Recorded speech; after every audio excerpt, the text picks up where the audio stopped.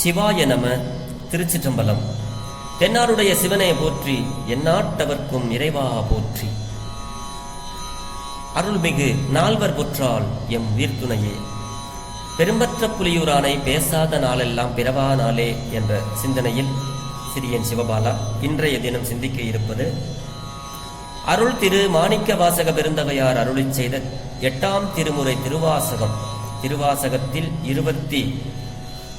29வது திருப்பதிகம் அருட்பத்து என்ற பதிகத்தில் 4வது திருப்பாடலை சிந்திப்பதற்கு சிவபெருமான் நமக்கு இன்று அருள் புரிந்திருக்கிறார். தெரிந்த வரையில் இந்த பாடலை உங்களோடு பாடி பகிர்கிறேன். திருச்சிற்றம்பலம். ராகம் மோகனம், தாளம் ஆதி. திருச்சிற்றம்பலம்.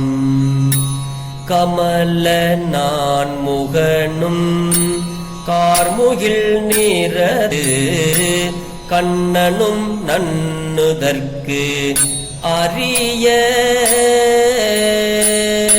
விமலனே எமக்கு வெளிப்படா என்ன விமலனே எமக்கு வெளிப்படா என்ன வியந்தழல் வெளிப்பட்ட எந்தாய்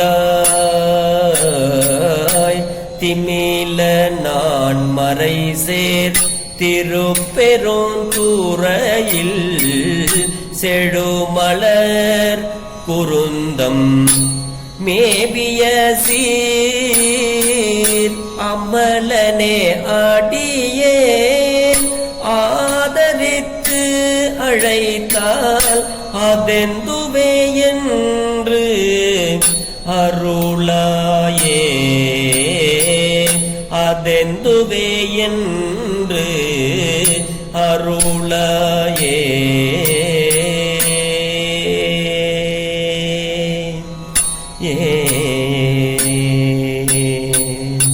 திருச்சிற்றம்பலம். கமல நான்முகனும் கார்முகில் நிறத்து கண்ணனும் நன்னுதற்கு அரிய விமலனே அப்படிங்கிறாரு மாணிக்க வாசக பெருந்தகையார். இந்த கமல நான்முகன் அப்படின்னா, கமலம்னா தாமரை மலர். அப்படி தாமரை மலரில் எழுந்தருளி இருக்கிறவன் நான்முகனாகிய பிரம்மன். இந்த பிரம்மனும் அடுத்தபடியா கார்முகில் நிறத்து கண்ணனும். கார்முகில்னா கரிய மேகம். அப்படி கரிய மேகம் போன்ற நிறத்தினை உடைய கண்ணனும் அணுகுதற்கு அரிய அனாதியே மலம் அற்றவனே அப்படிங்கிறாரு.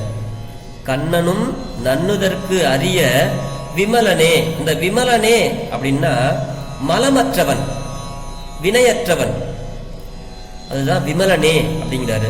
எமக்கு வெளிப்படா என்ன அப்படிங்கிறாரு. பெருமானே எமக்கு எனக்கு வெளிப்படுவாயாக என்று அவர்கள் வேண்ட. ரெண்டு பேரும் தன்னுடைய ஆணவத்தினுடைய செருக்கினாலே, செல்வ செருக்கினாலே, இவங்க ஒருத்தவர் நான் தான் இந்த படைப்பு தொழிலை செய்கிறேன், அதனால் என்னால் தான் இந்த உலகம் இயங்கிக் கொண்டிருக்கிறது. அவருக்கு ஆணவம். இவர் செல்வ செருக்கு. செல்வம்ங்கிறதுக்கு இந்த கண்ணனும் இவங்க ரெண்டு பேரும், அதாவது இந்த பாடல் ரெண்டு பேரும் போய் திருவண்ணாமலையில அடிமுடி காணாத நின்ற பொழுது சிவபெருமான் அங்கே அரிய ஜோதி வடிவாக தீப்பிழம்பாக வெளிப்பட்டார் அப்படிங்கிறத அதை சொல்றாரு மாணிக்க வாசக பெருமானார் இந்த பாடலே. அப்படி வெளிப்பட்ட எந்தையே, என்னுடைய தந்தையே அப்படிங்கிறாரு. இவங்க ரெண்டு பேராலையும் பார்க்க முடியாது. திருப்பி வந்துட்டாங்க, சிவபெருமான்கிட்டே திருப்பி வந்துட்டாங்க. சாமி என்னால முடியல. அது ஒரு பெரிய வரலாறு. அப்படி இவங்களாலேயே பார்க்கலையேன்னு வினையில்லாம அவங்களுக்கெல்லாம் வெளிப்படாத நீ வியன் தழலாய் வெளிப்பட்ட என் தந்தையே திமில நான்மறை சேர். அப்படி திமில நான்மறை சேர் திருப்பெருந்துறை. இந்த திமிலம் அப்படின்னா பேரொளி, பேரொளியாக மறைகள் 4 மறைகள் சேர்ந்து எப்பொழுதும் ஓதப்படுகின்ற ஊராம் இந்த திருப்பெருந்துறை. செழு மலர்கள், செழுமையான மலர்கள் எல்லாம் அந்த ஊரிலே பூத்து குலுங்குகின்றனவாம். அதுதான் சுவாமி சொல்றாங்க, செழுமலர் குருந்தம் மேவிய சீர். குருந்த மரத்தும் மேல குருந்த மரங்கள் எங்க பார்த்தாலும் அதுல மலர்கள் எல்லாம் பூத்து குலுங்குதான். அப்படி சீர்னா புகழுடைய அமலனே. அமலன் அப்படின்னாலும் விமலன் அப்படின்னாலும் வினையில்லாதவன் அப்படின்னு அர்த்தம். மலமே இல்லாதவன் தான் அமலனும் விமலன் அப்படி சொல்லுவாங்க பெருமானுக்கு. அப்படி அமலனே அடியேன், உன்னுடைய அடியேனாகிய நான் உம்மை விரும்பி ஆதரித்து அழைக்கிறேனே, அது என்ன அப்படின்னு ஒரு வார்த்தை உன்னுடைய திருவாய் மலர்ந்து என்னை கேட்டு எனக்கு அருள் செய்ய மாட்டியா? என்னன்னு ஒரு வார்த்தை கேள் சுவாமி, எனக்கு கேட்டு அருள் செய். இந்த கேட்கறதே எனக்கு அருள் தான், அதனால நீ என்ன அது எந்துவே என்று ஒரு வார்த்தை என்ன கேள் சுவாமி அப்படின்னு இந்த பாடல்ல பொருள் சொல்றாரு. ஆக கமல நான்முகத்து கார்முகில் நிறத்து கண்ணனும் நன்னுதற்கு அரிய விமலனே, எமக்கு வெளிப்படா என்ன வியன் தழல் வெளிப்பட்ட எந்தாய் திமில நான் மறை சேர் திருப்பெரும் துறை செழுமலர் குருந்தம் மேவிய சீர் அமலனே, அடியேன் ஆதரித்து அழைத்தால் அதெந்துவே என்று அருளாயே.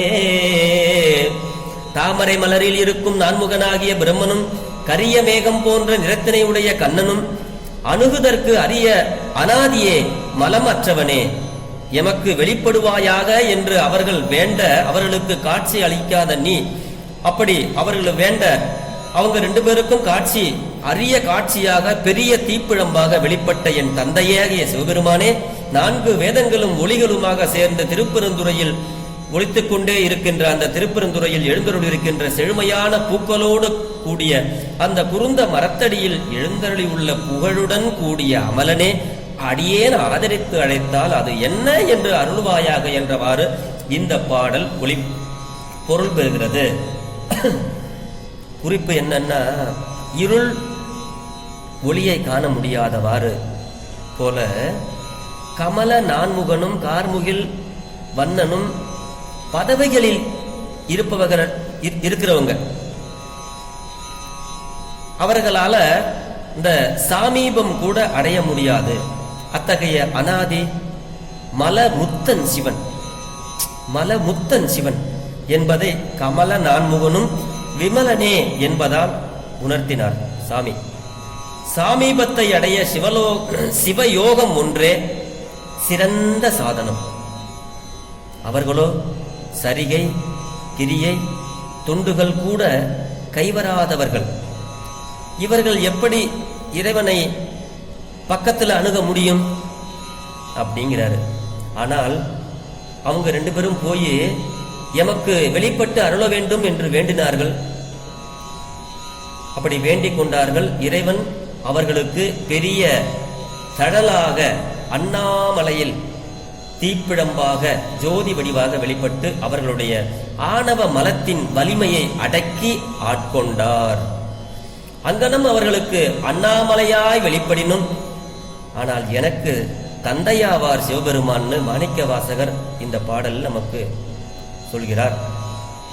விமலனும் அமலனும் ஆகிய பரசிவத்தை ஆதரித்து அழைத்தாலே மாய சுத்திக்குரிய உபாயம் என்பது அங்கனம் அழைக்க எமக்கு அது என்ன என்று கேட்டுக்கொண்டே வெளிவந்து அருள்வான் என்ற பயனும் உணர்த்துதலின் இது மகா மாய சுத்தியாதல் காண்க. இந்த பாடல் இந்த அளவிலே பொருள் பெற்றது. நாளை மீண்டும் இன்னொரு திருவாசக பாடல்களில் நாம் சிந்திப்போம். இதுவரை நாம் பெரும்பற்ற புலியூரானை பேசாத நாளெல்லாம் பிறவா நாளே என்ற சிந்தனையில் மாணிக்க வாசக பெருமான் அருளி செய்த திருவாசகத்தில் வாழாப்பத்து என்ற பதிகத்திலே 4வது பாடலை நாம் சிந்தித்து விட்டோம். இதில் எந்த பிழை இருந்தாலும் பிழை பொறுக்கும் பெருமானின் அடியார்களாகிய நீங்கள் எளியேன் பிழையையும் பொறுத்தருள வேண்டும். பெரும்பற்ற புலியூரானை பேசாத நாளெல்லாம் பிறவா நாளே. சிவா. திருச்சிற்றம்பலம்.